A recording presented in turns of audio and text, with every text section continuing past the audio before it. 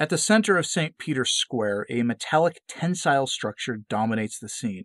hastily decorated with a tubular light, underneath which stand, disturbing as totems, a few horrible statues that no one endowed with common sense would dare to identify with the characters of the Nativity. The solemn background of the Vatican Basilica only serves to augment the abyss between the harmonious Renaissance architecture and the indecorous parade of anthropomorphic bowling pins. It matters little that these atrocious artifacts are the fruit of students from an obscure Abruzzo art institute. Whoever dared to put together this affront to the Nativity did so in an era that besides creating countless monstrosities of pseudo-art, did not know how to make anything beautiful or that merits to be preserved for posterity. Our museums and modern art galleries are overflowing with creations, installations, and provocations born from damaged minds that straddle the 60s and 70s. Paintings that are impossible to look at, sculptures that cause disgust, works of which it is impossible to determine either their subject or their significance. Nor were the churches spared. Even they are overflowing with such works, always stemming from those unpropitious years, impudent contaminations produced by quote-unquote artists, appreciated more for their ideological and political affiliation than for their talent. For decades, architects and craftsmen have been making horrifying structures, furnishings, and sacred ornaments of such ugliness that they leave the simple disgusted and scandalize the faithful. From this same evil root there has also stemmed, in a Bergoglianish changing key, the bronze barge that is the monument to the unknown wanderer, which now disturbs the harmony of the right side of Bernini's colonnade, and whose oppressive weight is making the very cobblestones sink to the consternation of the Roman people. It should be recalled that this year's blasphemous nativity scene was preceded by the equally sacrilegious one of 2017, offered to the Vatican by the Shrine of Montevergne, a pilgrimage destination for the Italian James Martin community. This anti-nativity scene, carefully planned and premeditated according to the dictates and doctrine of Pope Francis, was supposed to depict alleged works of mercy, a exposed man lying on the ground, a body with a dangling arm, the head of a prisoner, an archangel with a rainbow flower garland, and the cupola of St. Peter's shown in ruins. Similar attempts in which the Nativity is taken as a pretext to legitimize very unhappy experiments have been the torment of many of the faithful, forced to endure the extravagances of the clergy and their craving for innovation at all costs, the deliberate will to profane, in the etymological sense of making secular, something that which is sacred, separate from the world, set apart for worship and veneration. Ecumenical nativity scenes containing improbable temples, redacted nativity scenes depicting the Holy Family on a raft, and even nativity scenes made out of potatoes or scrap metal. By now it is evident even to the most inexperienced that these are not attempts to update the Christmas scene as the painters of the Renaissance or the 18th century did, dressing up the procession of the Magi with the costumes of the time. Rather, these are the arrogant imposition of blasphemy and sacrilege as an anti-theophany of ugliness, the necessary attribute of the evil one. It is no coincidence that the years in which the nativity scene was created are the same ones in which the Second Vatican Council and the Reformed Mass emerged. Its aesthetic is the same as are its inspiring principles, for those years marked the end of a world and marked the beginning of a contemporary society, just as they witnessed the beginning of the eclipse of the Catholic Church, which has given way to the Conciliar Church.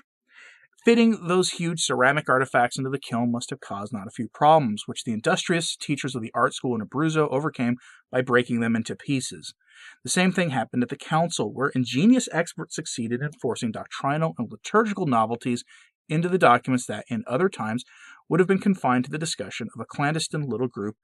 of reforming theologians.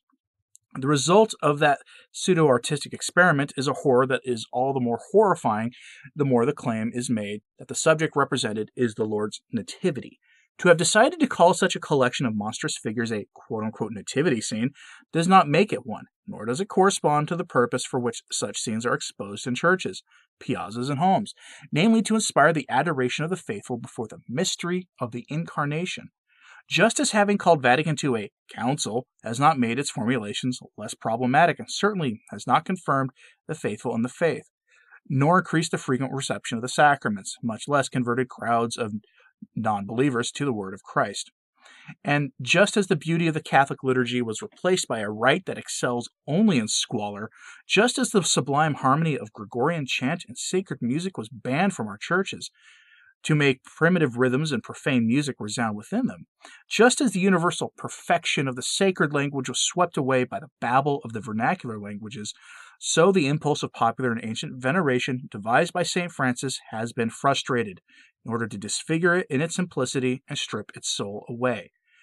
The instinctive repulsion that this nativity scene arouses and the sacrilegious vein it reveals makes it a perfect symbol of the Gregorian Church. And perhaps precisely in this ostentation of brazen irreverence towards an age-old tradition that is so dear to the faithful and to little ones, it is impossible to understand the state of the souls who have wanted it to be there, beneath the obelisk, as an act of defiance against both heaven and the people of God, souls without grace, without faith, and without charity.